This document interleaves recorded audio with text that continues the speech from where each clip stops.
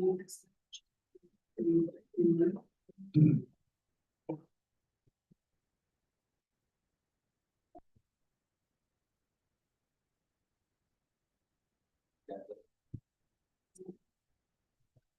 back. We're back. Okay, so we're back live. Is Natasha back live presentable?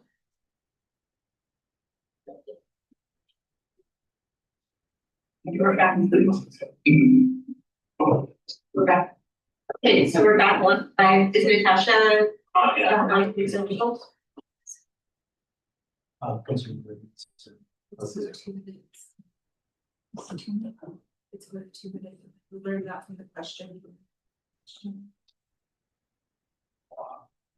Oh, there's no action. There you go. But just make sure they can hear. But there's a So Natasha, we're just gonna want you to unmute yourself and say a few words so we know what delay that we have you. You might have missed that. We're still connecting. You should hear us now. Can you hear us now, Natasha?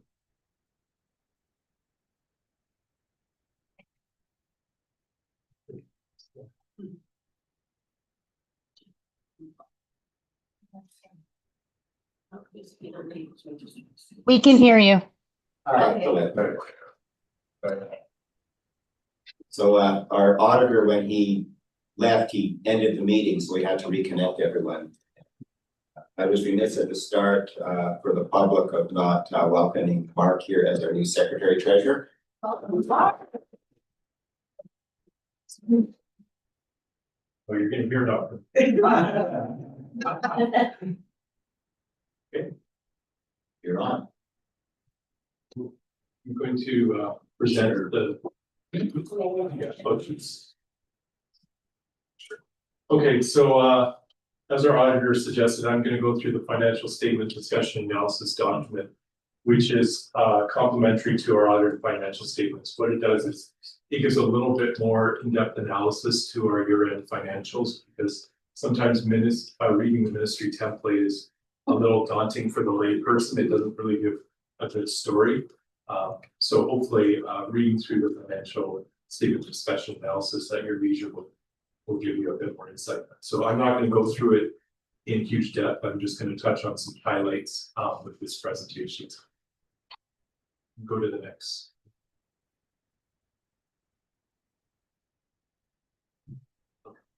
So this all this is basically just the structure of the report. Starts with our strat plans and our school district values, and then goes into the components following step by step of what you would see in the financial statements, giving a bit more explanation of what each one of those is, culminating in some significant matters, and just a way to contact us should you have any more questions. Okay. Next. So what the auditor was showing us was a statement 2, which is a consolidated statement. As most of you are aware, we've been in the sector for a while. The district runs 3 different funds. We run an operating fund, special purpose fund, and a capital fund.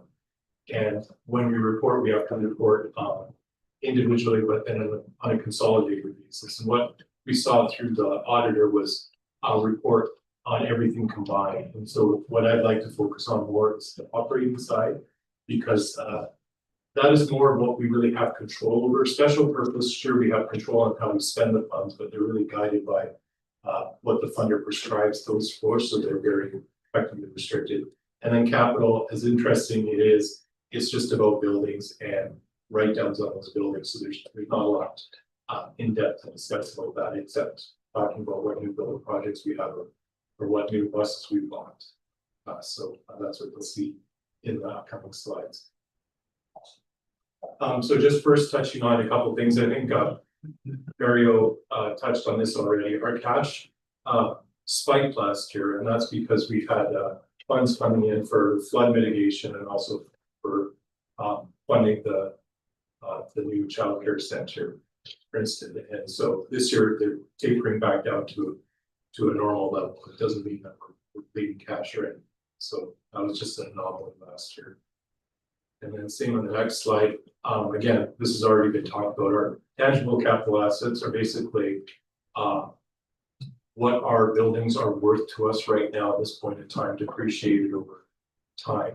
And we had a spike because we've added to our capital assets this last year through again the renovations of the child care center. So that's that. So those are just two things I wanted to show. So now I'm going to leapfrog right into our operating fund because I feel like this is the most interesting part of it.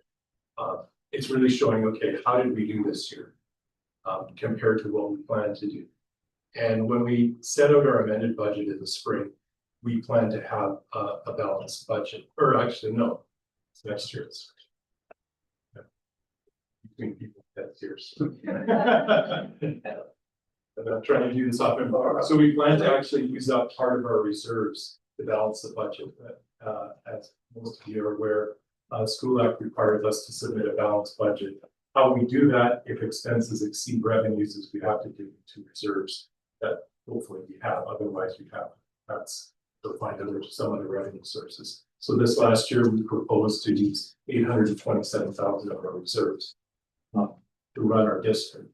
Now, as it turned out, we had better than expected revenues and lesser spending, which caused us to have that $409,000 surplus that Mario was suggesting that we had.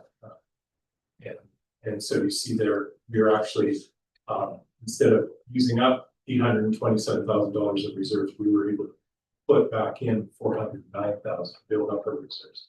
It's kind of a good news story there.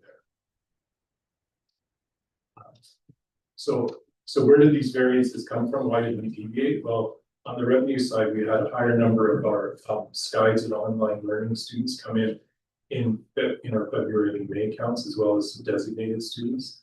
And then our investment income, though it doesn't make a huge thing, but it's worth noting that it was higher because our interest rates in the country didn't drop as fast as we anticipated. So we were quite conservative when we budgeted, thinking that inflation would taper and the Bank of Canada would drop their interest rates faster.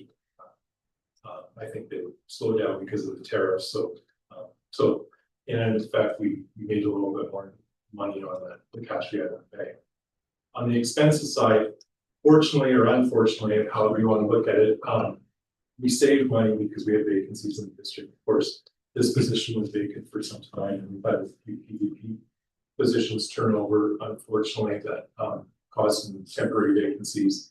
And then it has been a challenge to fill all of our teaching and EA positions. So from time to time, we have vacancies. We budget for full employment. So when we don't get those, then that's cost savings against the budget. And then also when we were looking at our amended budget early in the year, we noticed that TTOC costs were trending upwards September to December. That seemed to turn itself around, and we had less TTOC costs in the latter half of the year. But we had already budgeted for anticipating a higher cost, so there was some savings there as well. And then just to note, just to throw this in, because I'm going to be talking about our surpluses.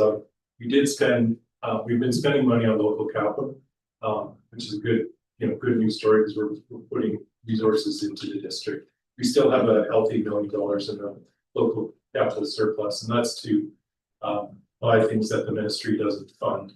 So vehicles, computer equipment, and other small buildings, things that the district wants to do. And as I get up to speed, I'll be working with our leadership team to kind of figure out, okay, what is the plan for our local capital in the next 3 years to make sure it's sustainable. So there's just a trend of our accumulated operating surplus. We had been drawing down our reserves in the last few years, and then right now we're able to bump that up by that 400,000. So again, a good news story, but this next slide is sort of the punchline to share. So what this shows is that that total line, you see your 409,000 there over on the right.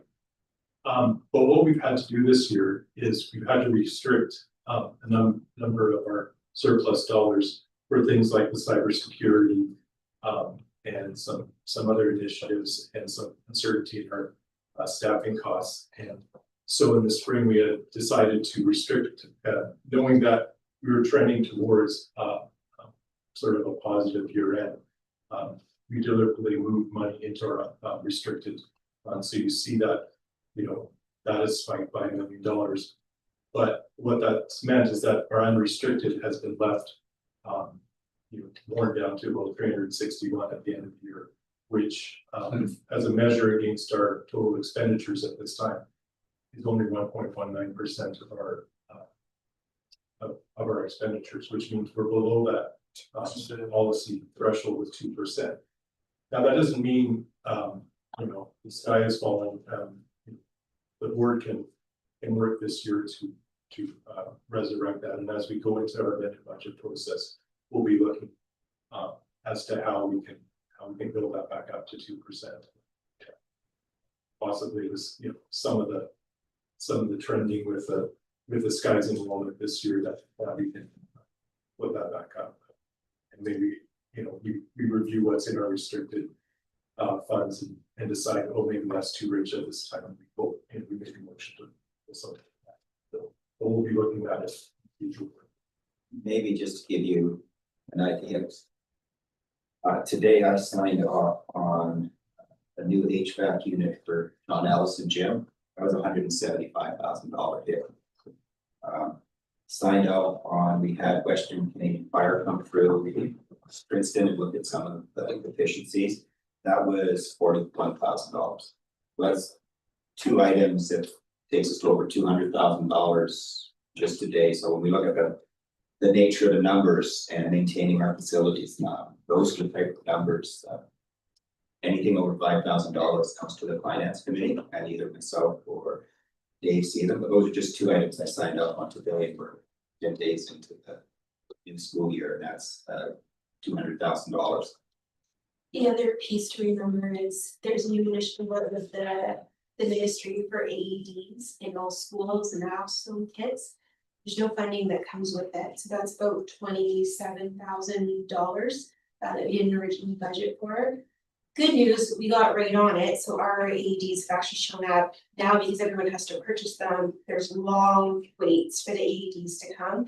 They were actually up and getting installed, so you know that's a good news story that we're gonna have more safety equipment in our schools.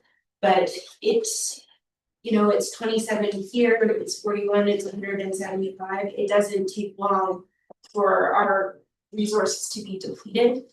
But you know, when I look at what we projected originally for our deficit and then we ended up in a positive, we made really hard choices, but we're in a much more stable position. Obviously, we have work to do to get back up to our policy threshold. But I think we've shown over the last year that we can make frugal decisions so that we have stability going forward for staff. And we're still advocating at the other end. If you remember at the AGM, we knew something was coming down on this, and so one of the motions was fully funding AEDs in all public schools. That was sent to the Provincial Finance Committee as well as part of BCSPA's package. So again, we're advocating in those areas, but at the same time, we're knowing we have to put the dollars aside to fund that. If you remember, the good news in grade 10 this year is using AEDs is going to be covered in the grade 10 phys ed curriculum, but we haven't seen anything on the equipment that you would use or rent in order to put that into classrooms, and CPR is going to be done as well, which are good things to have. It's just another thing that we're funding that internally. Dave. Just our AFG dollar. So with this HVAC unit for JA, just forward like that. Usually we have AFG dollars cover some of the HVAC. But I know we have 1 year already processed. So we have this, but we had it budgeted as, so it shows in our SDS has sufficient funds, so whenever it doesn't show sufficient funds, Laura gets an email from me. Okay. And she's getting really good at answering the email before I send it. Okay. So we did budget for it, but again, that's a quarter, you know, that's $200,000 that we just spent. Okay. Good. Any other questions on the FSDA before? So I need a motion to approve the financial statement discussion and analysis report. Moved by trustee Hoisington, seconded by trustee Chenoweth, I think. Yes. Anyone opposed? Carried. The next is the multi-year financial plan report. Mark will bring that up, and as that's coming up, just a reminder that if we do the multi-year financial plans, government doesn't actually guarantee us money that's in our multi-year financial plan. No, only one year. Is that? Okay, so this is a much more condensed and high level report than the FSDA and the financial statement, because we're really looking out a number of years and there's a lot of assumptions that we build in.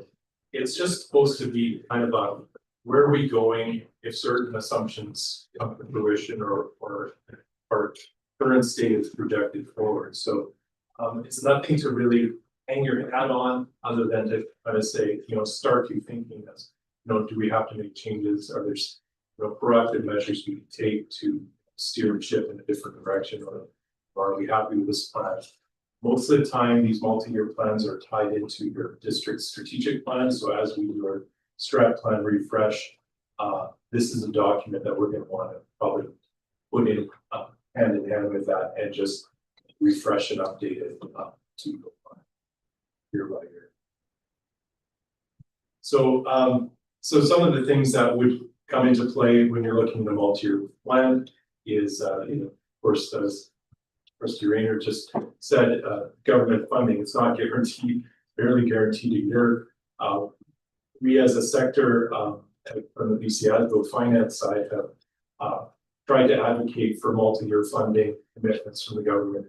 Never had the appetite to do that. So that is what we're stuck with. So a lot of assumptions, a lot of guessing, those things are going. Our strat plan I mentioned, should drive what initiatives we invest in going forward. Enrollment trends, it's getting a lot of airtime.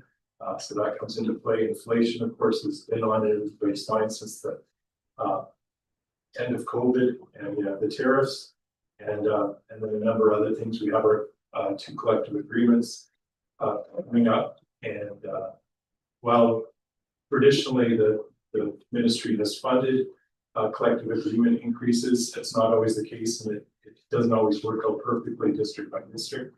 So that's a risk factor there. So so this is a funny graph because it looks like if you follow the blue line, we're a growing district like the last few years. Look at us shooting up, and then the orange line is trending downwards because we know we can expect we forecasted to see the decrease even if we look at the kindergartners versus the grade 12s. But what this is consolidated between our online students and our brick and mortar students. So if we go to the next graph, you see the online students are the ones that are really causing the spike. And what we're forecasting, just to be somewhat conservative, is just to have that as a flat line. And even that might be a bit aggressive, knowing that our online school made the agreements have only been renewed for a year. That's not to say that at the end of the year it'll be dead. It's just that government might want to tweak things around it. So we're not sure where that's going to go, but for this forecasting purposes, we just assumed we're going to maintain that level for now. So then if we go to the next slide, there you see what the story we've been telling is that the brick and mortar schools enrollment has been declining the last 3 or 4 years, and we expect it to continue to decline. So that's where you really want to take stock and say, okay, what do we do about this? And what's the vision going to look like if this comes to fruition? And we've been supplementing that to a certain extent through the enrollment guide. So that's that other piece is that. And I think in some government documents that will call this the K-12 standard. So you'll see that that's our brick and mortar schools. So that's that piece where over 5 years that decline. I believe our number is looking, the ministry trending faster than the ministry projection, and so that's where it'll be important for us to talk with both our town here in Princeton and the city of Merritt on where they see growth and whether that growth actually brings us K-3 students, because that's that key piece is do those jobs actually, do they decide to live in Princeton or Merritt, which is one, and being someone who drove 10 years back and forth to Kamloops and remained in Merritt, I'm acutely aware that people drive in the opposite direction as well on jobs, and so that's part of that discussion we have to have of where are those kids coming. If we really want to see them in that K-3 student who arrives who's 16 years old, we have them for a year. That K-3 arriving with kids in a job, we flat them for 12 years. So that's really part of our forecasting going forward is where are those students, and we'll get more into that when we look at procedural motion. So in putting this together right now, it basically, there's some simple assumptions that we put in. We have the decline in student enrollment. But for now, we're maintaining the staffing levels. So we're, like Mario has suggested, when you have a decline in student, you can't just easily eliminate a teaching position if the decline happens all throughout the system. We're forecasting a 3% inflation, and that funding that the ministry gives us only covers the unionized salary benefit increases. It doesn't cover other salaries for exempt employees or any supplies and service inflation increases, which is what you usually see is that there's pressure on districts to fund that inflation for supplies and services. I don't know why the ministry doesn't get their head around it. That's just what it is. The other piece that's not a benefit that isn't covered is the medical services plan goes up. The federal government makes a change to CPP or EI contributions. We wear that. That's not something that that government puts into the formula, and that's beyond our provincial goal as well. The federal government makes a change there. We're obligated to pay those dollars, and they're not covered. And so then the last thing again, this is kind of being super conservative is saying, we wouldn't act on using any of our restricted reserves to fund the deficit. That the restricted reserves will be there because they serve a purpose in their own right for funding things that we put on the plate. So then this next slide is basically, again, I call it the punchline slide. It basically shows you what happens. So this next year is built, or the current year that we just started now, is what we built our preliminary budget in the spring on, is basically having a balanced budget. So the unrestricted, I think from my previous presentation, is sitting at 361. It's still sitting there. Now with the cost of expenses going up, that thing, I think if you remember, it was 1.19, now it's down to 1.16. So that's where that is. But then carrying it forward the next 2 years with the enrollment decline, you're going to see that draw down of your unrestricted reserves into the negative. So clearly some planning we have to do. So much. That's that. The other piece of that is that 1.16 is below a threshold, and so part of that discussion of the budgets the next year is, so do we maintain it there? Do we move it up to 4%? And if we do, over what period of time? Do we do that while ensuring we're delivering program services to students? And are we putting that money in buildings or into students? Because as saw tonight, HVAC unit of a small school is about $75,000. So it's big much to use up that 360. We'd be using some of that out of our capital dollars, but again, it's something unintended, or we have a major illness where teaching staff are off, and we're paying for that as well. So a principal being off that and backfilling that position all of a sudden $1,000 fully loaded. Of how do we cover that if something good happens? So just a cautionary note that 361 is pretty narrow.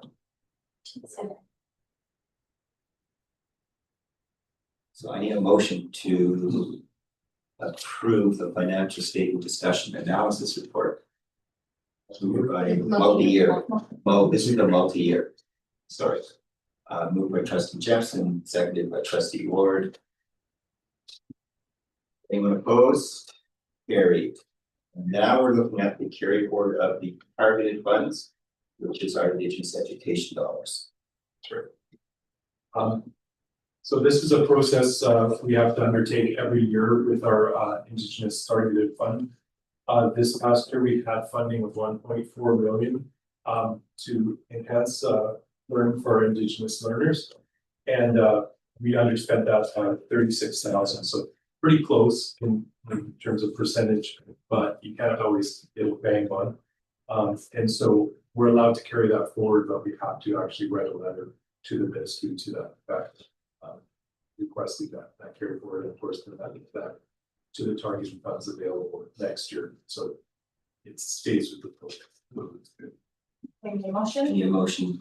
Motion to submit a letter to the ministry requesting the school district renew their spend Indigenous education dollars by $36,476 for the 2024-2025 school year and carry forward the targeted funds for the 2025-2026. Moved by trustee Ward, seconded by trustee Weston. Yes. And another, not a new addition, but a new position. We have a lot of movement this summer, and so very happy to have Misty Sheldon now as our assistant superintendent. And with that, we'll turn it over to our student trustees. So I had the privilege of inheriting the job of finding student trustees and introducing myself to the first student trustee. And when I had a conversation with Jane, what it would look like and what we thought this first meeting should be, we all decided to have a soft start. And that was for them as well as for me. So I'm just really thrilled. I've met both of them on email, and I'd like to introduce, actually, if you wouldn't mind introducing yourselves, and that would be lovely. And I know, Matthew, you've been here before, so if we could start with you. Hi, I'm Matthew. Great here. I'm in grade 12. And how many years have you been a student trustee now? 3. 3 years, so you're going to your 3rd year, so when I need any advice or help, I'm gonna call. Okay. Mentoring. And Sophia, Hi, I'm Sophia also. and how many years have you been a student trustee? It's my son. Sorry. Nice to have you, Stan. Thank you. Very happy to have you. You can let us know as we're having those discussions that affect your lives when we're way off base. Feel perfectly okay to say, you know, guys, fine, we're Right on the. all right on the money. Yeah. Framework for enhancing student learning reports. So it is special time again. I actually sat on the committee to rework the FESL framework. So we're now on a 3-year cycle. 1 year you do a full report, the other 2 you do a shortened report. As you were reading through my 52 pages, you probably were like, this does not seem short. No. But it is the shortened version of it. I just chose to highlight a few areas that are great strengths for us. So we have high participation rates on our FSAs, which we really appreciate, as well as Finesse appreciates, because it helps us track data of all of our students, but especially our priority populations, to know if we're getting better or if our results are declining. We saw significant increases in sense of belonging. So people feel like they belong in schools, and what I would say goes hand in hand with that, reporting that 2 or more adults care about them. So these were significantly up, and considering that connection is one of the 3 pillars of our strategic plan, I think that's really something to be proud of, and that, you know, is really a credit to our support staff, our teachers, our admin, really making those connections. That's one of the good things about living in small towns. You can be connected to who's in your building. Our grad rates are significantly up for both dogwood and adult dogwood, and we are seeing the number of adult dogwood certificates decrease, which is what you want to see, because we want to see most students graduate with a regular dogwood diploma because it makes the transition to post-secondary easier. Where we're still have some areas for growth, literacy and numeracy. We recognize this, we put a literacy and a numeracy coach in place. We're very excited about that. We don't have enough TTOCs, so it makes it very difficult for us to do grade level PD during the school day. And what we've really noticed, especially with our new teachers and our teachers on letters of permission, they need that elbow to elbow support in the classroom. And it's targeted intervention. So we're basically doing kind of a long-term in-service in school. So they're there for a number of weeks. And how we've identified the schools that they start with is by looking at our FSA data, our literacy data, our numeracy data of where is the support needed. And then we worked with admin and teachers to welcome those teachers into the classroom. Just for that, when I went through the, what do you call, changes, Yeah. who's in that position? For the coaches, Coaches. so it's Tanis Kennigan for literacy. And then Heidi, how do we say that? Judger for numeracy. Oh, Right. yeah. So you mentioned that we have, we're seeing a decline in the post-secondary transition rates. Do we count trades? It is counted in there, and when I dove deeper into the results, I think we're seeing a lag from COVID. Because we have not changed what our practices are, and we had seen great gains over the past 8 years. Like we were cresting provincial average, we were about 3% off. It's not just us who's down, it's the province who's down as well. So I think that leg of that group that graduated during COVID is starting to catch up with us in the system, because not only were we down in immediate transition, I was more concerned about the long-term drop of the 3 years. We're also seeing kids that are taking more gap years, and I would say that's related directly to how expensive post-secondary is. So until you are ready to go, you're not putting out the money for it. The thing that, I would say sets us apart is MBIT offers essentially free first year tuition. We're seeing a higher uptake from our merit students than we are from Princeton, and that's actually one of the things I talk about in the vessel is how do we get more of our Princeton students. I get travel, housing is probably an issue, but you know what, that's a great opportunity to transition right from high school. If you're not completely sure what you want to do, it's an opportunity to explore, which, when I was coming out of school, you went to post-secondary and you figured it out if you didn't know what you wanted to do. And not that it wasn't expensive back then, but the sheer cost of it now, if you're not sure, for the amount of student debt you're going to take on, I see why there's a bit of a gap there. So we have work to do, and I would say our past results show us that what we are doing is working, but I think there's some factors that are beyond our control as a school district that is starting to impact this. That said, we want more that graduate from our alternate programs and from PSS accessing, those different resources. But it was interesting how it declined province-wide, which I think we're starting to see that lagging impact from COVID. You're seeing a healthy labor market also, you've got a mine and a mill that are hiring straight out of high school at $38 an hour. Well, and how are you gonna They're compete? taking that opportunity to save for post-secondary or travel. So, and some of our most academic students are deciding to take a gap year, so that they can work or they can travel or do any of those things. The path looks different for everybody. So I always exercise caution, because 1 year, I would see as an anomaly. When we see a longer term trend is where we get concerned about it. The only other thing that was kind of really stood out for me was we had low results for feeling welcome, which you wouldn't think would align if our sense of belonging and adults caring about you. But what I think that it is we have seen an increase in our number of racist incidents, specifically with name calling. And I think that is contributing to people not so much feeling welcome when they're coming into our institutional building, where when you get in there, you're making connections with someone in the building. And we're trying with this, because you know what, we realize not everyone is comfortable coming into a school. So, you know, if the barrier is the building itself, are we meeting you outside of the traditional school so that we can have a conversation? You know, we have our welcome rooms, which are much more welcoming than sitting in an office, because there's always a ton of power dynamic there. We're just looking at what can we do differently. So this I have to send to the ministry by October 1st. I was remiss, I forgot an acknowledgement of SD58, who had helped us with our numeracy assessment. So Simone and I just went back and added that in, and just made a little note of a thank you in there, because I think it's important to thank people who helped them along the way.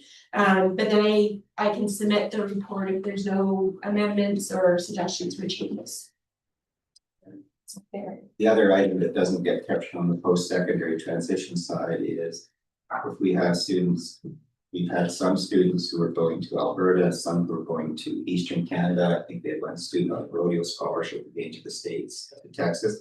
None of that gets captured because we track by PEN numbers. So in a small district, you have 3 or 4 students doing that. Yeah. That drops your number because we have small graduation numbers to begin with. So. And we're all aware of some of those students that we have on our communities, right? So we're good with that one change with SD being added. At the end, strategy area for growth strategy. Those are all really well. You know, like, it's a lot of work putting this together, but I feel super well informed once I'm done. And even though that chart was incredibly painful for someone to help me format, it actually is good if you want to go look at the strategy, because then you can see specifically what we're doing. And the review group that reviews our vessel, they actually really like this chart. They thought it actually tells them more than, you know, the pages and pages of reporting that we do. But there was a lot of good news stories in our vessel, which it's nice to have good news stories to share. Our staff are working really, really hard. And you know what, I think the bump that we're seeing in our grad rates, a lot of credit goes to our ISAs and our senior principals and vice principals at our secondary schools. With our diploma verification report process that we presented on NBCSTA, people aren't falling through the cracks. People are taking responsibility for them, and while we don't get everyone across that stage, you know, in the 5 years, we're getting more across the stage and we're getting more in the 6th year. We don't give up on kids, and we keep pulling and pushing, and you know, even if you're ready to give up on us, we're not ready to give up on you. And we really try to hold on to our kids in regular programming as long as we possibly can. We run kind of an in-reach program at MSS, you know, before you would go off to CLC. But a real credit to Allison, who does the Community Learning Center, and Andy, who does the Bridge in Winston. Alternate programs live and die by the staff who are in them, and we have fabulous staff members that step up and make it a family there. And a real credit to our support staff as well. So Mary, who works at CLC, and Leanna, who's our EA at the Bridge. Like, wonderful. You know what, the Bridge is one of my favorite places to visit when I come to Princeton. And the kids are loving the old board office, so they're thrilled that they're advocating worked out and they get to remain in that space. And we've seen better attendance since it's been there, so a win all the way around for the board. Oh, yeah, it is. Really good report. It's the small. I know. The other superintendents were thrilled that was the small version of it, so they've shared that feedback with, and then as I was doing it, I'm like, oh, I kind of see their point, so, yeah.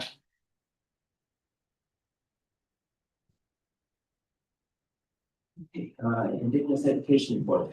Okay, so Angela isn't with us tonight, but we've done a lot of hard work around our Indigenous student advocates. We've looked at what their roles were, we've looked at placements, and we made changes to better facilitate strengths of our ISAs. They're doing really great work in our schools, and I think sometimes we forget, because we had things in place for so long in SD58, that we are a provincial leader in Indigenous education and reconciliation. efforts and really just celebrating what we're doing so far. We've been able to staff our language positions. We do have a half-time position that's come open from Yvonne's retirement. But we have worked really hard to make that a priority, and we're thankful to our local bands who've helped support that. And then Summer Institute, a big shout out goes to Bert from Nicola Camford, our principal there, who chairs our missing and murdered Indigenous women and girls. We host a family who's personally experienced, share their personal story. It's incredibly emotional, but really impactful. And I would say we are one of the few districts that's willing to go there. Lots of boards are uncomfortable.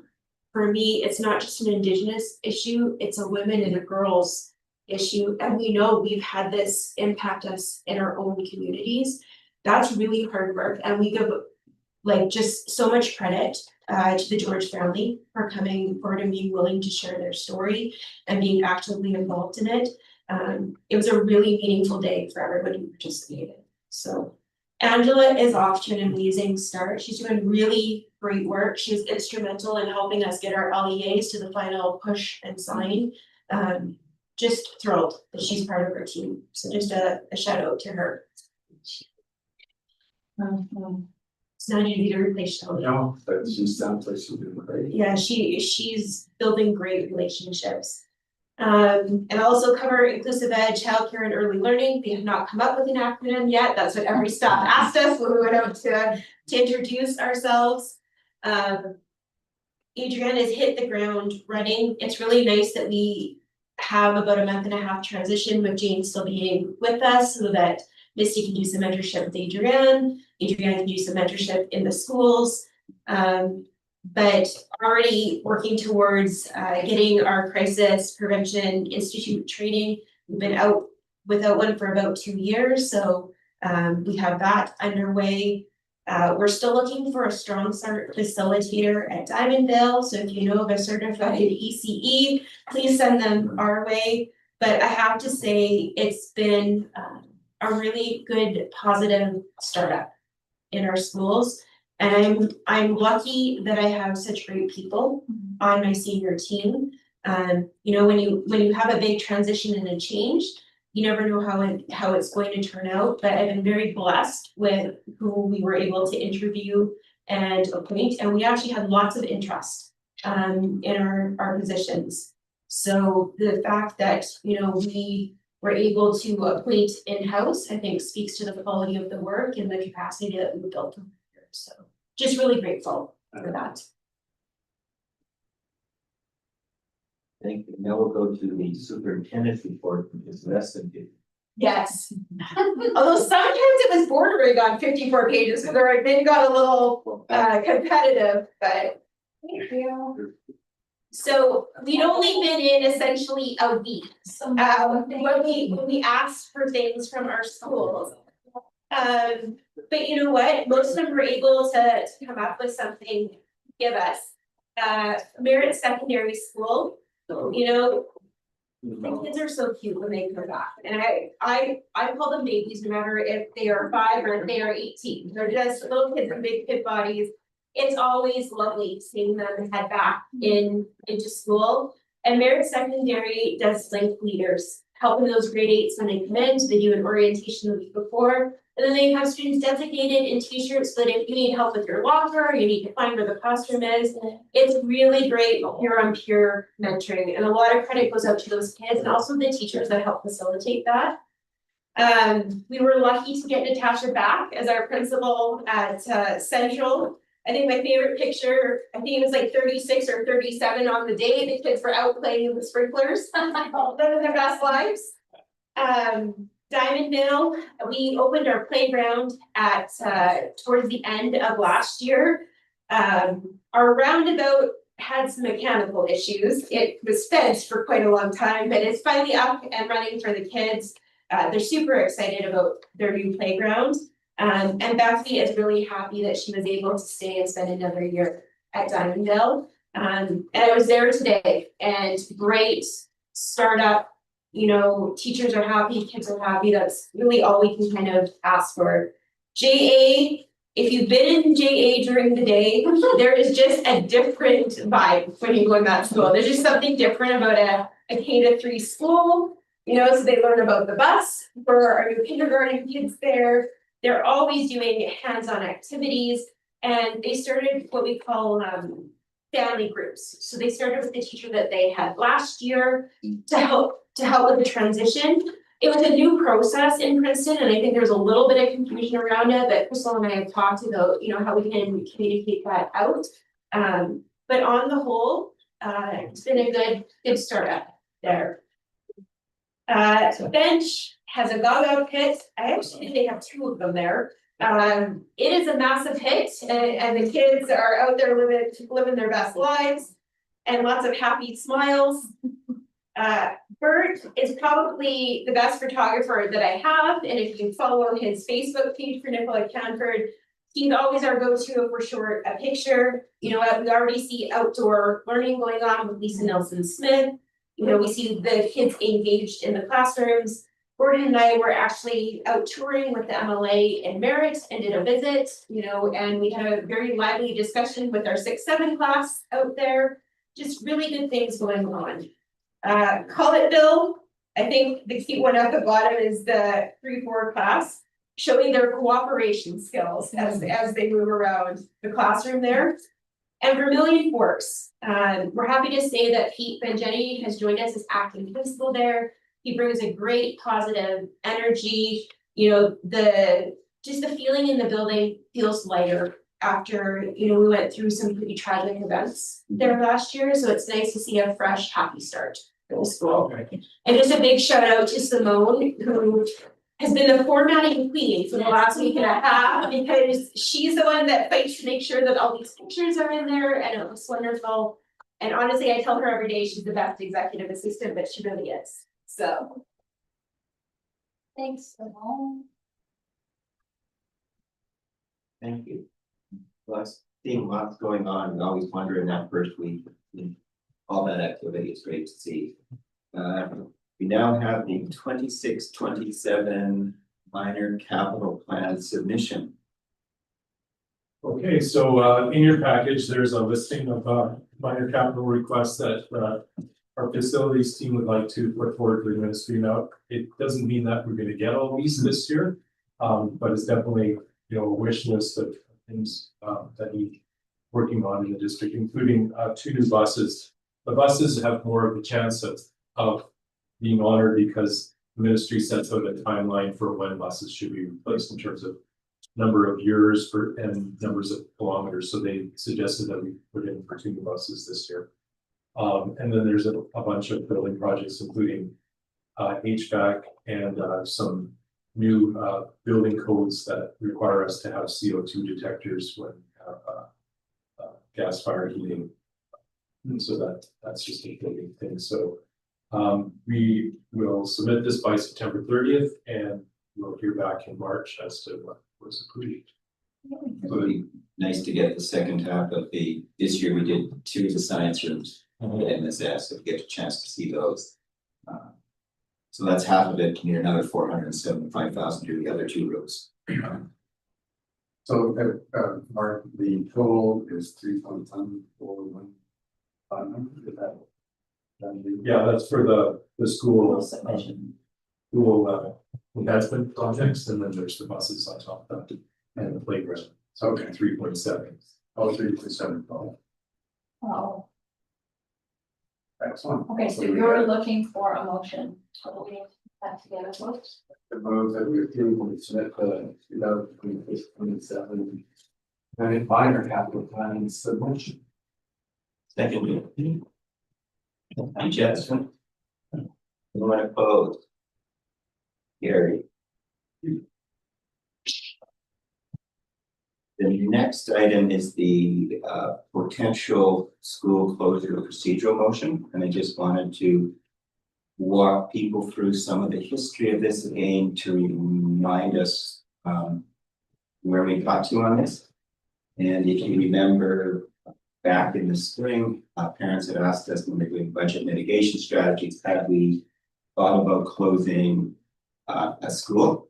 We talked to the ministry, as I mentioned, about the possibility of doing that. They said you have to name a school. So we get a notice of motion on into the district, then we passed a motion. At that time, it was just Central that we had in that as a potential. At the same time, we're working through some of our busing issues in the 5 kilometers. And some of the parents of Collettville were expressing whether or not that school should be dual track or whether it was in the right location.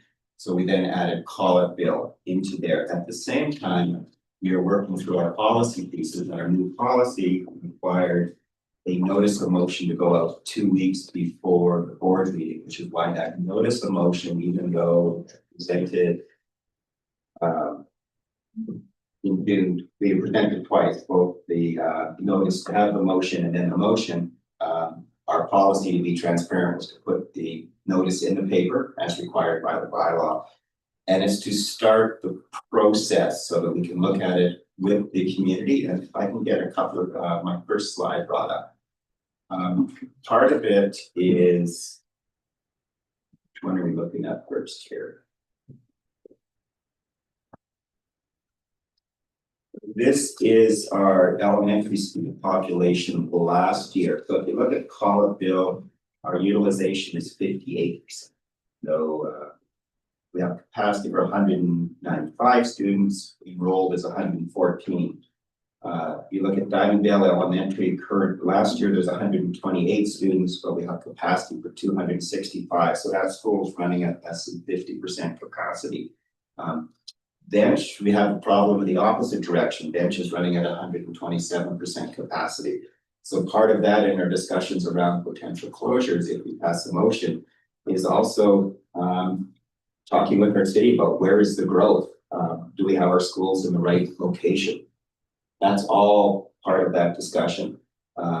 Merritt Central is currently sitting at 70%, and at the same time, we know we have about $4 million worth of mitigation work to do there. If you remember back to the flood, we actually approached the government and said, when this is the damage, how about we build one new school and take Diamondvale, which was damaged, and Central, and build a new school. Government looked at that and said, well, you're going to spend about $10 million on both schools. The new school is going to cost us $34 to $40 million. They said, no, we're going to kick the can down the road 5 years. Well, it's now 5 years. We're competing against places like Surrey that have 2,500 new students every year. And if we go to the next slide, we can look at our for the total district. So our K-12 standard, which is a brick and mortar, Skies, MSS, PSS, we had 318 people in grade 12, but only 109 in kindergarten. This year, just in Merritt, we're looking at 168 in grade 12, 98 in kindergarten currently, and that's part of our concern. And how do we do that is we have declining enrollment. If you look at those numbers, grades 1 through 12, you can see that if you grade from grade 12 and work your way backwards, it's slowly been declining. Now, we did have, as you know, we have to present a balanced budget. Government doesn't allow us to do like the federal or provincial government to go into debt. And you know, we're sitting on the operating side with about 361,000. We also know the fully loaded cost of a principal and a secretary is about $200,000. Plus the cost of the building puts us at $500,000 to $600,000. We know we've had some mold issues that we've been mitigating at Central that parents have brought up to us, the teachers' concerns. So those are all parts of that. You also had the mayor talk today about the potential of 100 net new students. And part of our discussions in November, and I've talked to them, press about this at length, is, you know, if the city's amenable to cover the difference, you know, we have our September 25 numbers, we'll know in September 26 what our numbers are in September 27. If they want to talk to us about covering that difference, if they're sure on their numbers, that presents a different conversation. 100 students is 1.6 million, 150 students puts you in the 2 million range. That's not a risk we can take. That we're required to pass a balanced budget. I'm not sure if the city would be amenable to looking at that, how solid they think on their numbers, because if they're really sure on their numbers, there's not a lot of risk. If they're not sure on their numbers, there's a very large risk to us, and we don't have 1.6 million sitting in that pot, we have 361,000, so. That's that piece that we need to structurally look at, and what are those other things we could do? Should we have a principal covering 2 schools? If you're in the lower mainland, you'll have a principal with 600 students. We have schools with 40 and 50% capacity. That would not, to me, be ideal, but certainly something's going to come up. I'm certainly, last thing is going to come up again, because we know in Upper Nickel and Oceana, I think Daryl had said last year that except in that first week of school, we could probably do it with 1 bus. We have to guarantee seats on the buses. Under VCT, we also have to guarantee transportation for Indigenous students. That's the piece we have there as well. So we need to work through all those pieces with our rights holders, with all of our schools, to look at how it will affect them. Because if we have an extra dollar to spend, do we want to put it into teachers and EAs and resources in our schools, or do we want to put it into aging infrastructure? Not a good place to be, but I just wanted to pull those pieces up to remind people of where we have been and where we got to this. And our bylaw, when we talk to the ministry, in order to even start the discussion with the community, we first have to put forward a motion. So the motion tonight isn't to close the facility, it's to start the discussion with the community about what are those potential options, what are those risks, how do we mitigate them, how do we meet with the city. We haven't set all the other dates yet. We'll have those dates set by the time of our next meeting. I didn't think we should be setting dates with everyone before the board had a chance to talk about this and decide whether or not we're going to bring forward the motion. So open it up for discussion. You can either put the motion on the floor to have the discussion, or have some discussion and then do the motion up to you. I'll do the motion. And I'll second. Okay, Resolved that the board initiate the process to consider the possible closure of one of Mary Central Elementary School or Colorado Elementary School. discussion. Trustee Jefferson. I'd like to speak in favor of this motion. I think that with declining enrollment and the possibility of the board being able to invest up to $500,000 or more annually into students, and the information that we're presented, I don't think we have a choice not to consider this. So that's kind of the perspective I'm seeing this from, is that with everything that's in front of us, this is kind of what we have to do is go through this option analysis and see whether or not this is going to make sense for our community. And I'd like to go through that process and talk to our community and see how everyone feels when they're presented with the same information that we have. But I'd like to speak in favor, because I think that we're in a spot where we have to consider this. Other trustees. I don't have a whole bunch more to add to Justin, other than I agree that I support this motion, and I just think that it's important for the public to understand this is just the beginning of the process, right? There's lots of steps, there's gonna be lots of transparency going forward. Basically what we're asking from the community is their participation, right? So come out to the meetings, let's have an open discussion, and we'll probably with that come to the best result, right? Anything to add, Trustee Chenoweth? So I can see you in this very small corner up there. Yeah, thank you. I concur with what Justin mentioned, and I think it's important that we see this as a due process action. We're going to explore this very, very wholesomely, and we anticipate unearthing many strategies to help our school district move into the next 2 years, 5 years. So it's going to be a fulsome discussion with our community, and it's where we need to go as board members. We need to do this. Thank you. Yeah, I'm also speaking in favor of the motion. It was interesting to hear the mayor speak on merit. I'm at odds with some of the numbers that he proposes as far as the odds that will bring.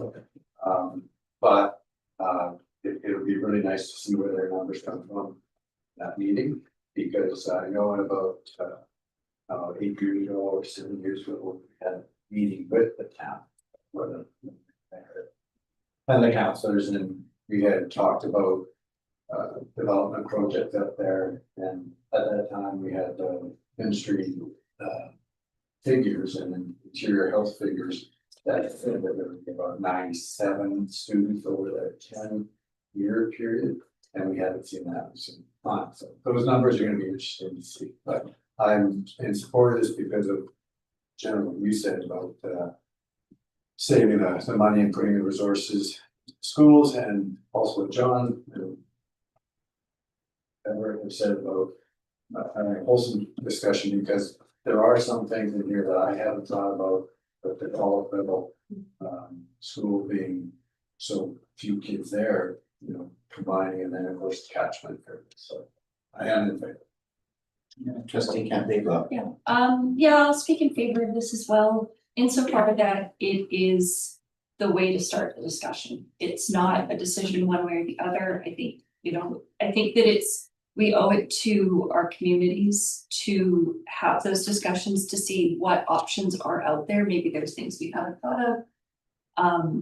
And be able to answer those questions. And I think that this is the only way that we can kind of move forward with that process. I don't have too much new to add because everybody's sort of spoken to that, but I think we need to put this out there to everybody so that we can have those processes put in place to start.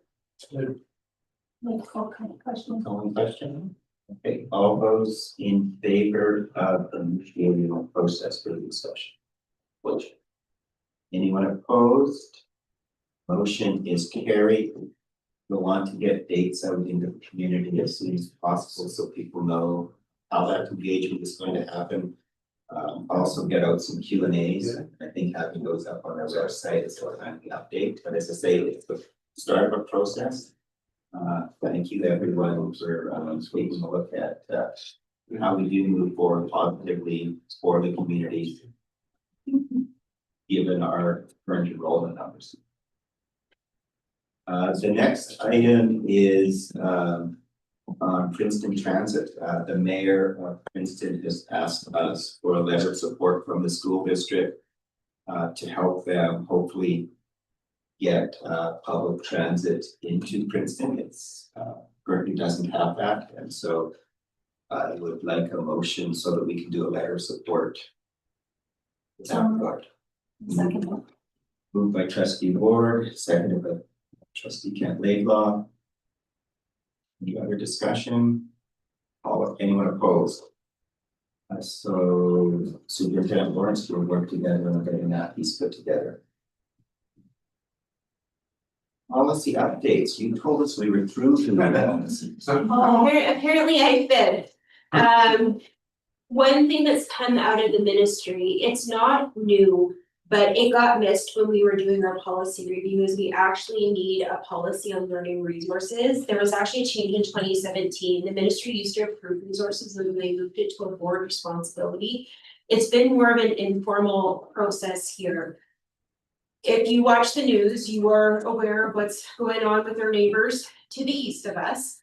And it's not unique. When I was in Saskatchewan, we started seeing people questioning resources used in classrooms, especially used in libraries. So what the ministry wants to ensure is that there's a process in place for how do we select our materials. And then if you want to challenge a material, we call it reconsideration of a learning resource, there's a whole form and a process that we go through. It just puts it out very clearly and it's transparent for everyone to find.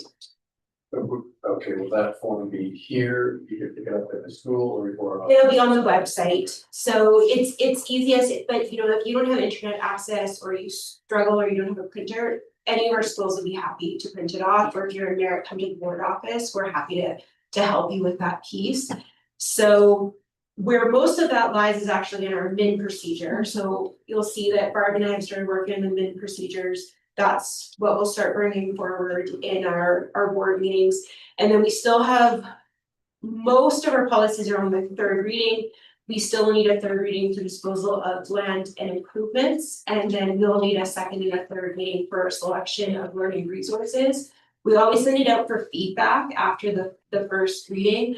I doubt we're gonna get much feedback because it's literally word for word out of the ministry document, and it's pretty simple and straightforward. So just asking for a motion to approve the policies as listed, and the admin procedures are just there for your information.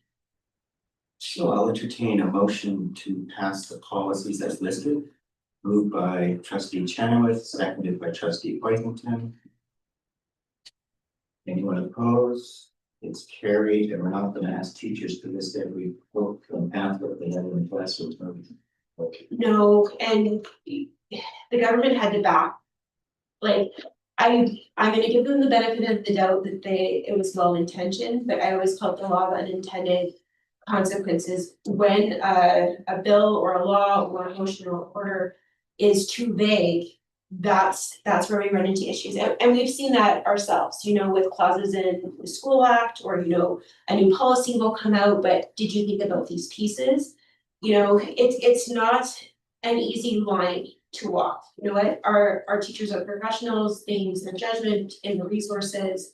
I have had a discussion with the union though, please don't pick something that would be inappropriate, and it's better to be proactive. If you're gonna do a controversial text, just send a little note home prior to doing the text. So if you want to exempt your child from that, that's what I used to do 20 years ago when I was teaching English. It's not that we shy away from controversial subjects, we just make sure that it's transparent in the process.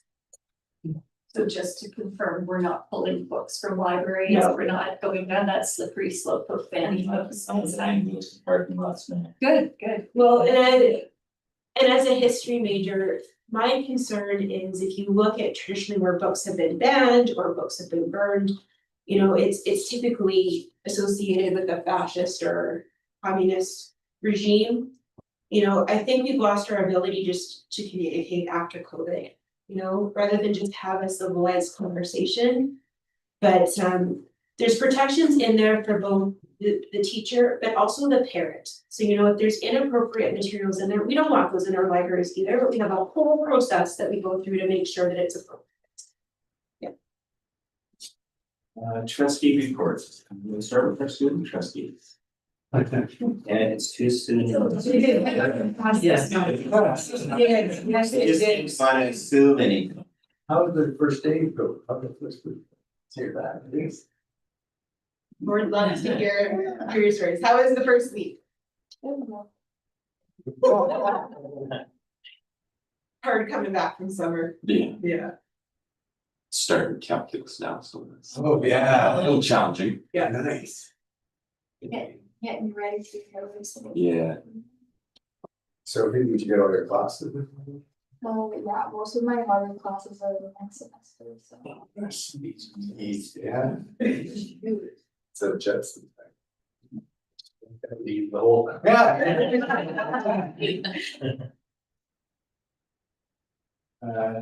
Act reports. I'll start with trustee Ward, because I know you're an easy act for everyone to follow. We haven't had a PAC meeting just yet, so it will be next week, 6 p.m. on 16th of September. And we're gonna meet at the Vermillion Forks Library with new principal Pete Benji and our PAC.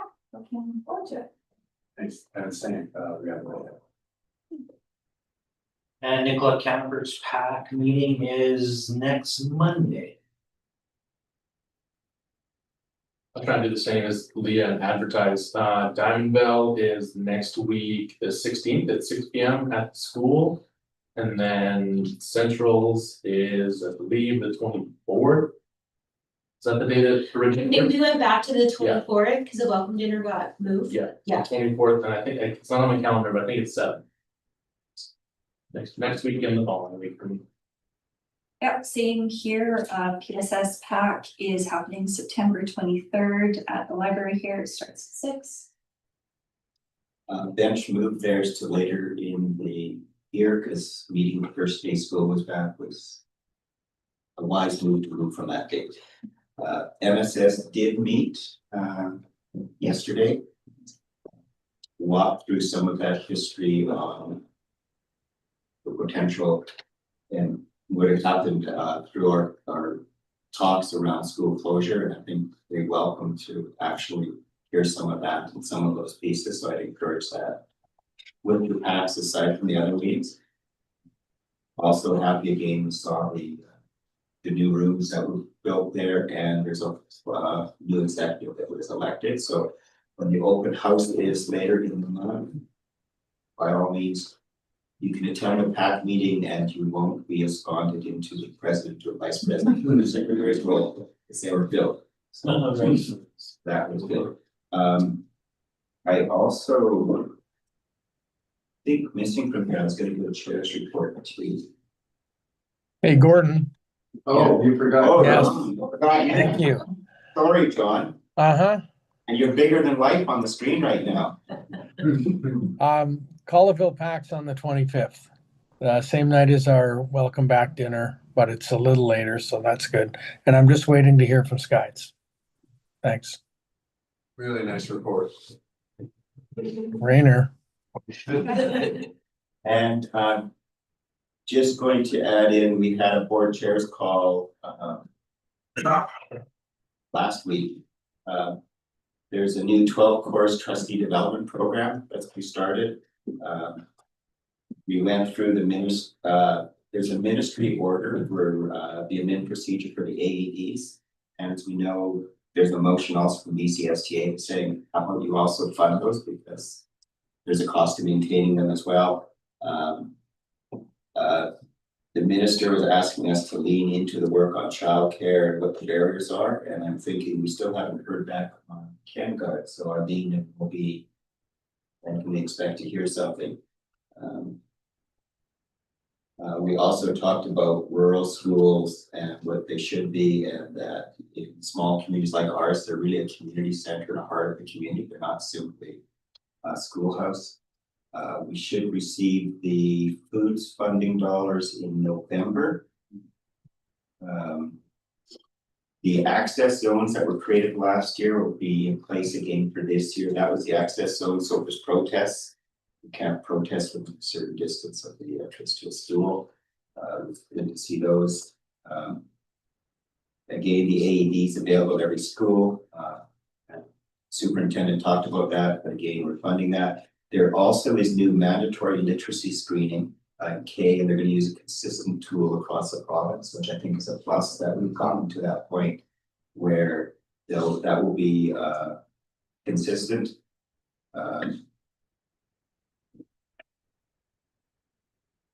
The other piece that BCSTA was talking about was the need for increased funding. Going back to the minister, one of the government's promises was EAs in every primary classroom, which we haven't seen. Funding and support for Indigenous or inclusive classrooms K-3. Funding and support for engaging community and Indigenous education was another piece there. And we're reminded that 2 decades ago, funding for education was 15% of the provincial budget. It's now 7%. And so that money's going into health. So I believe that's something we need to focus on as we're talking about what can we do to manage those dollars. Just an awareness that we're about half the dollars we had a decade ago as part of the provincial budget. That's that, and I'm going to turn it over to Trustee Ward on some reminders about the October branch meeting. Right, just one, could I say one thing? Yes. I just want to acknowledge what your comment about the early literacy screening, and I want to acknowledge our primary teachers who have been ahead of the curve and ahead of the province and have entered into that world that was scary and unfamiliar, and they've been doing that, and trustees should be very proud of your early primary teachers for reading that work. Pretty wonderful. Thank you, Jay. Thanks, Jess. We are looking forward to the Thompson Okanagan branch meeting. As the chair mentioned before, trustees gather provincially. We also gather in regions as well. So the Thompson Okanagan is part of 9 branches, and we come together twice per year, or boards, thank you. And this time around will be in Kamloops, October 17th and 18th. And we look forward to a robust program and some professional development. Thank you. And this brings us to public question period, because there's a lag in, I think, the transmission. I'm just gonna ask Natasha if there's any questions there to make, because we know from the last time there's about a 2-minute delay, so. I believe we have some questions on. So we'll start with Central School, and then we'll move to people in the audience here. Thanks, Natasha. Thank you. No, I didn't get. How does this work? It's on. What am I supposed to do? Oh. I get to check to see what's the question first. Oh. Okay, hold on. Oh my goodness, you have a lot. I do. Yes, some are mine, some are other people's that they've sent. So you get to do this first. Yes. Okay. You can hold them. Okay. Will any of the school board members be eliminated alongside the school closure? No, that's set legislatively, the number of trustees that we have. Next year, this cycle will be the same with 1 rural trustee, 3 in Merritt, and 3 in Princeton. So to clarify though, that's not set by our. That's not set by our board, that's so whether boards were amalgamated or the number of trustees, that's determined by the ministry. And our current number is 7. 3, and 1 rural. Okay, so it's not based off of schools. No. Okay. Have you considered why people are not wanting their students in the brick and mortar schools? Why more people are choosing to homeschool their children? Well, I can speak to this a little bit. So part of it is a declining birth rate. We're seeing it in both Princeton and Merritt. So the number of babies being born and the average age in the communities, it's the average age, I think it's 45 in Merritt and 47 in Princeton. They're past their childbearing years. Most of our enrollment at our online school is actually from across the province. That's where we're picking up steam in terms of enrollment. In terms of homeschooling, it's normally an individual choice for parents. There has been an uptick in homeschooling since COVID.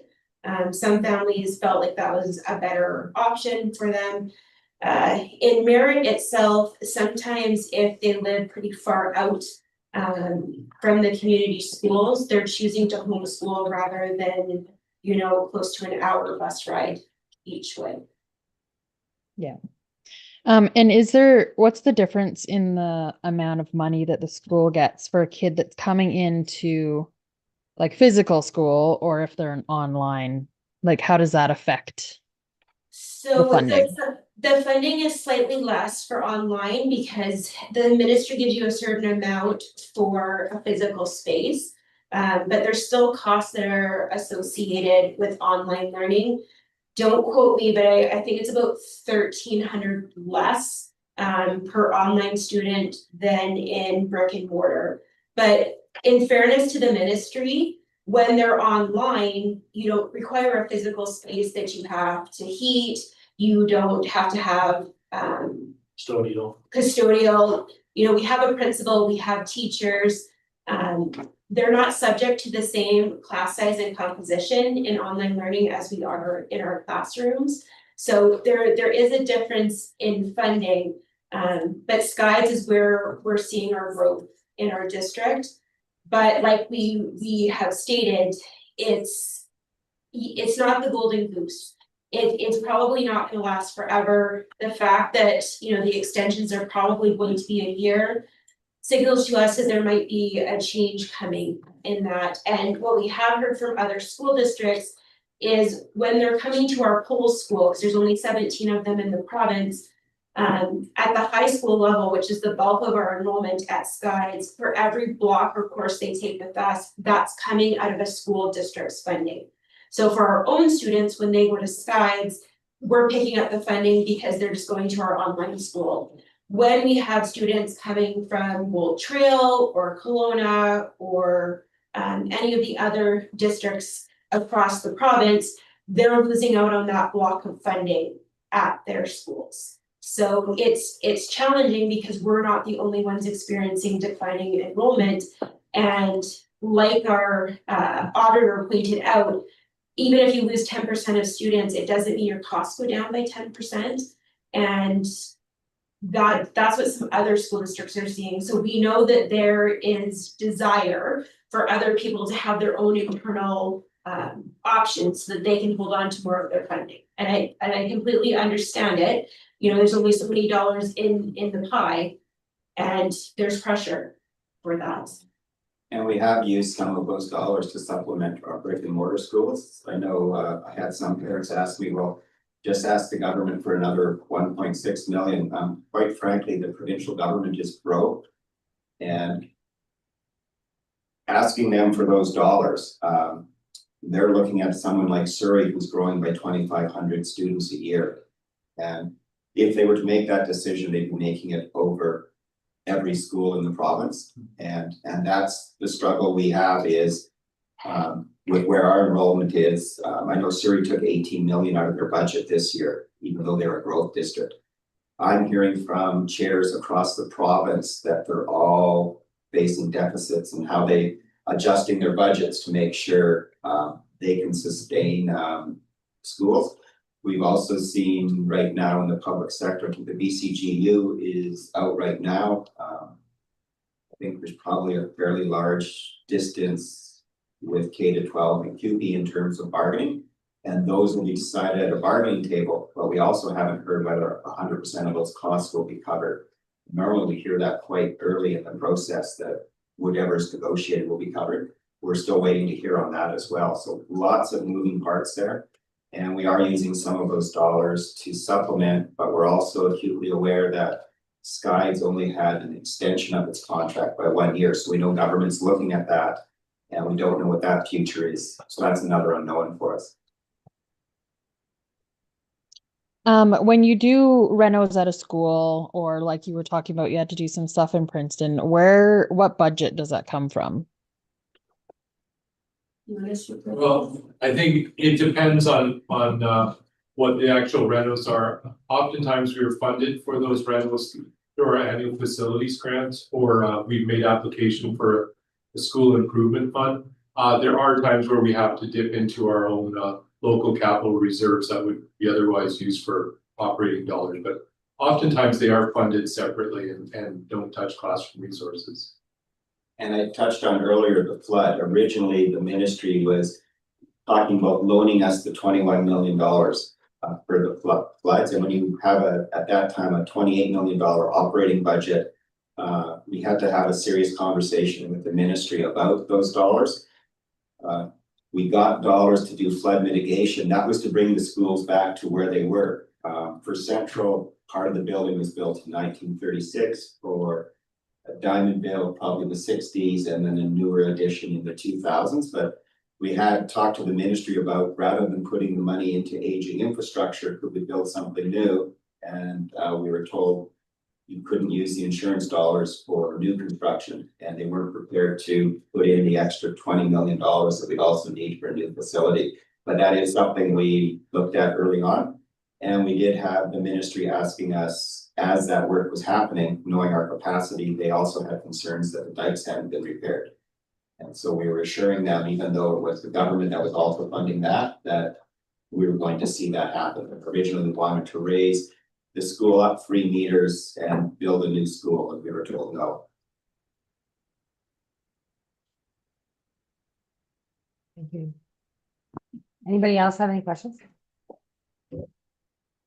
No, we're all good. Okay, we're good here. Okay, local here. Yep, I just have one question that was asked, so I think Gordon said, sorry. That the school district has guarantees transportation for Indigenous students. The question is that within the 5 mile or 5 kilometer walking? It's beyond the 5 kilometers, it's in there's something called the BC Tripartite Education Agreement, it's the only agreement like that in Canada. And that's between the federal government, the provincial government, and the NEST, which represents the Union of BC Indian Chiefs.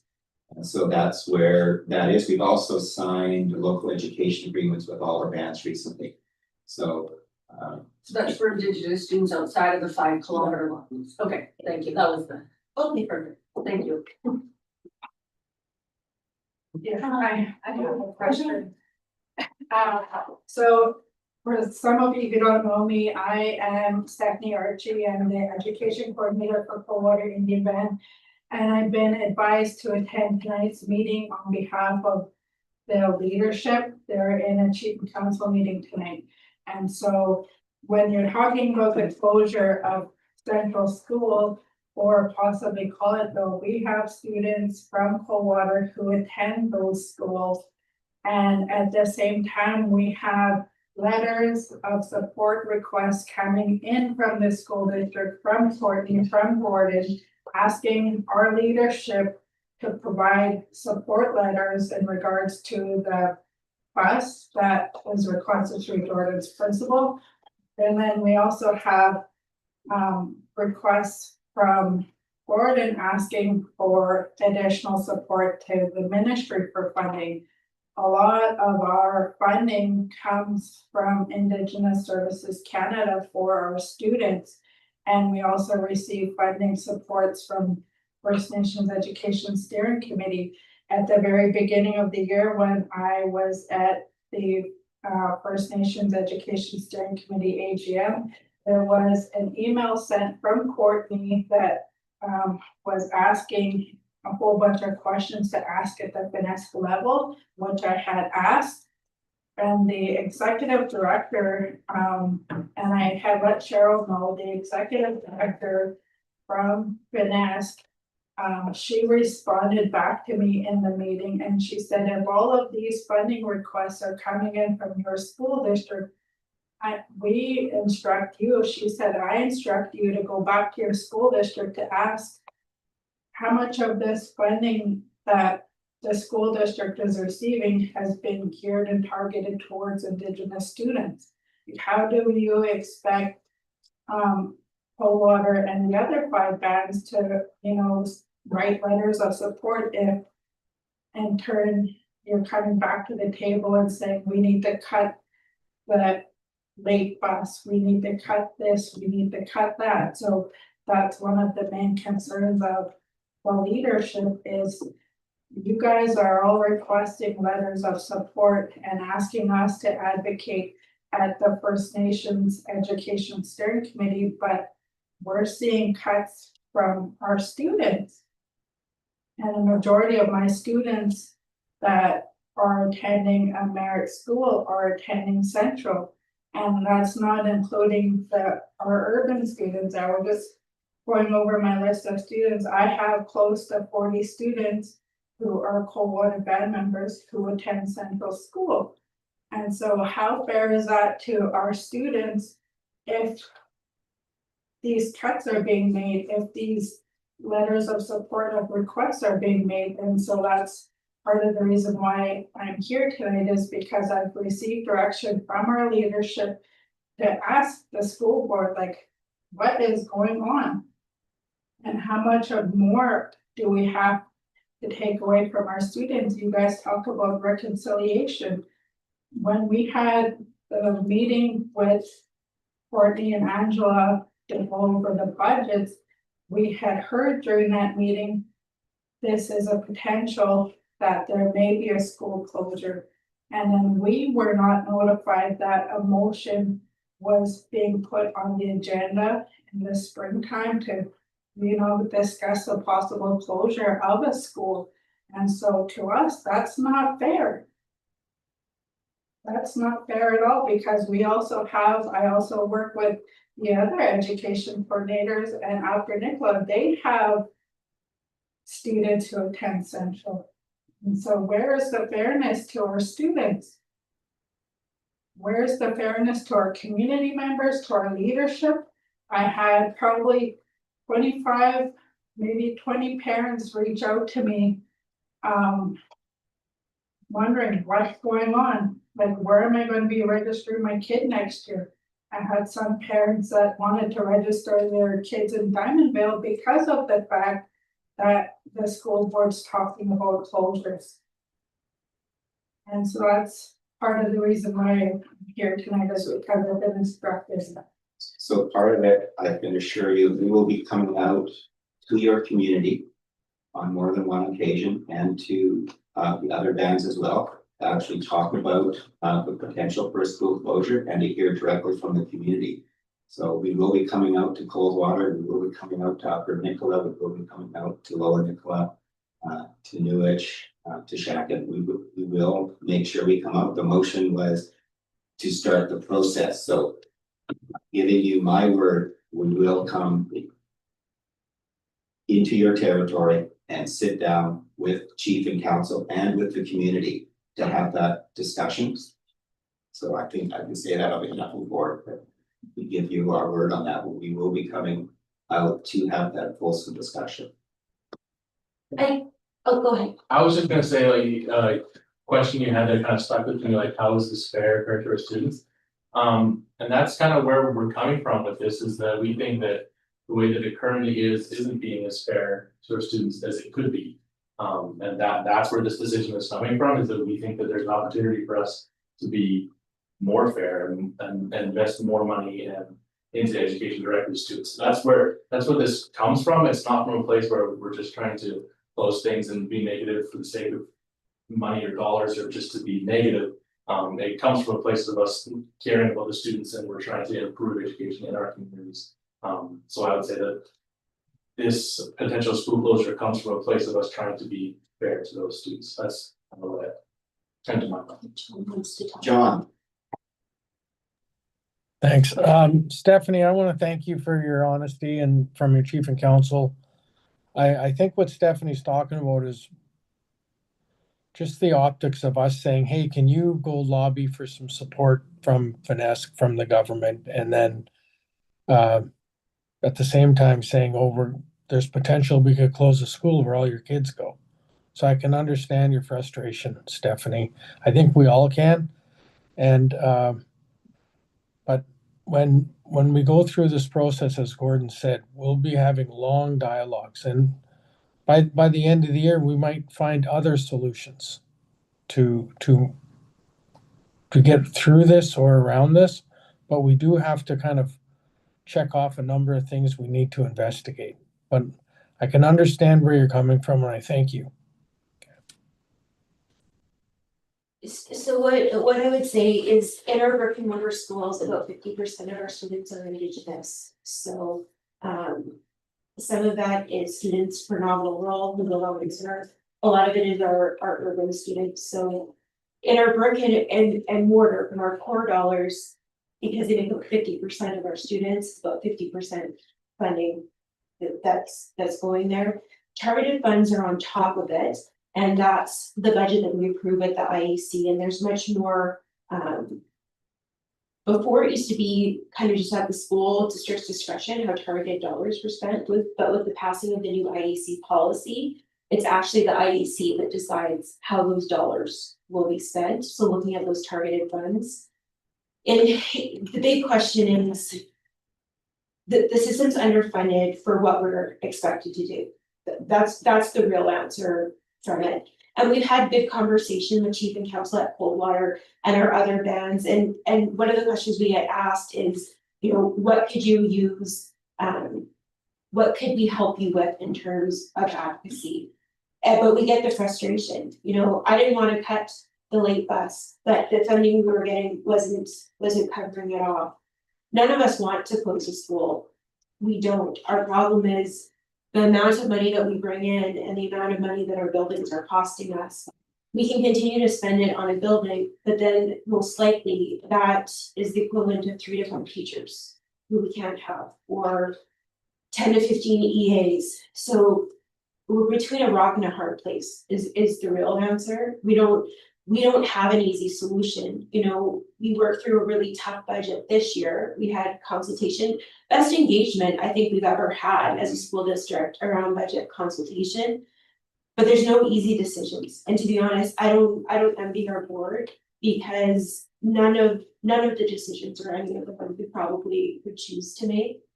You know, we will see what happens with the economy and the provincial government. We really appreciate the support that we get from our local First Nations. But you know what, we're even seeing the dollars drying up at the federal level. Like Jordan's principle, when it first came, the whole reason for the fund is fights between provincial and federal government over covering Indigenous student needs. And what it's turned into is, you know, they probably approved a number of things that they didn't really think about in the long term, the consequence of that. And now they're severely cutting back. So, you know, even if we request the funds, it's unlikely that we're probably going to get them. So we're kind of seeing it on every level. And you know, depending on what happens with the federal government, because the bulk of your funding comes from Indigenous Service Canada, if there's a change in political parties, you know, that might have an impact just overall on First Nations funding. So we're all kind of in a unknown place at the moment. But part of the consultation we'll do is we'll come right out to Coldwater, because we know sometimes, you know, travel or other things is the barrier. So not just you come to us, but we'll come out and we'll be going up to Upper Nicola as well, because they're the two bands that Central is their designated school. Because part of the question would be, if one of these closes, what would you like your designated school to be? Because that might be a deciding factor whether we can go ahead or not, depending whether there's space. This motion is just honestly to start exploring it, which in fairness to the board, they would be remiss if they didn't look at this, because we have to look at all options. The reality is the amount of money we spend is really more than what we're bringing in, and we're trying to balance that out. But if we continue to see declines in our numbers, something's gonna have to give. Even with inflation, like Mario was saying earlier, if we stay stable, we're still not gonna have the amount of money that we need, just because inflation has been so high. Thank you for your comments as well, as what John said, speaks volumes as well. And I think from the board perspective, I think we were looking for alternatives. We were asking for additional funds from you and the community. It's just something, it was just something out there. We're grasping straws to try and say, what can we do to get resources and keep these things going, because they are so important. Right? So it'll be good to have these conversations. That you know, it'd be really nice to get out with the community. Thank you.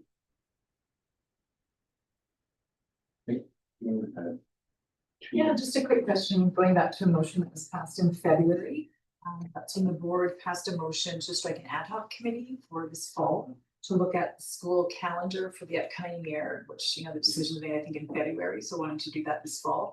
And so that feedback can be gathered from all stakeholders regarding that process, including the, you know, placement or scheduling professional development days within the calendar. So I was just wondering, excuse me if I missed some information, but I'm just wondering if there's any information on what that process may look like, or how that. Turn that over to Trustee Ward and Trustee Chenoweth, because they'll be heading that up.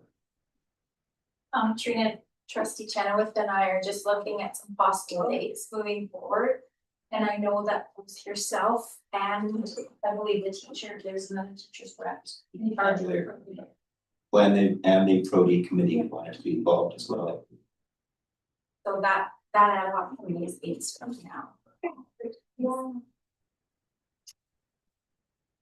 Any other questions? Because I share through the chairs. Online? Yeah, we had two questions, well, a comment and a question from one individual. The comment was that parents need all the information and must be included throughout the decision-making process, including PACs. And the question that came from that was, when will you share the concepts with parents about merging schools? So it would be part of our consultation process, so even though it's central and it's Paulette Bill that are named in this particular motion, we'll be going out to every one of our schools in Barrett because it will have an impact around catchment zones and other pieces, as well as potentially if this school closes, where are the students moving to? So it'll be part of individual consultation meetings and it'll be out on a schedule, so. As Jean knows, she and I will start building that schedule and get it out shortly. And the other piece too, with rights holders, under Bill 40 as rights holders, they choose their catchment school, so it's a very important conversation that we have with the two schools that have the most bus students with that school, so it's complex, it's not as simple as, oh, we can just move students here or here, it's really being thoughtful about that, and at the end of the day, are there some solutions that the community will come up with? So it's early days to know what that end piece will be, but certainly not something we're taking lightly. And those are the only online questions that I have. With that, then I'll take a motion to adjourn. Just before we do, I just wanted to say thanks to everyone for attending these meetings, both online and in person, here and in Barrett. I know it takes a lot of courage and sometimes a whole evening, and it's not always fun and exciting, but I think it shows that there's a lot of engagement with their community and that we care about our students and our schools. So I just want to say thanks to everyone for coming and your continued involvement in these meetings as well. So And we'll ensure we get those lists out as soon as we go, where we're meeting and when, those will be multiple. And I just wanted to say thank you to Natasha for hosting at her school. Like really appreciated you organizing that and, you know, because we realize buffering is sometimes an issue. So thank you for being that space because there's no issue when you're in the regular meeting with us. So just thank you for that. And I appreciate the parents that came in person and came online as well as attended at Central. Moved by trustee Rayner, seconded by trustee Jepson. Anyone opposed? Carried, we are adjourned. Good evening, everyone.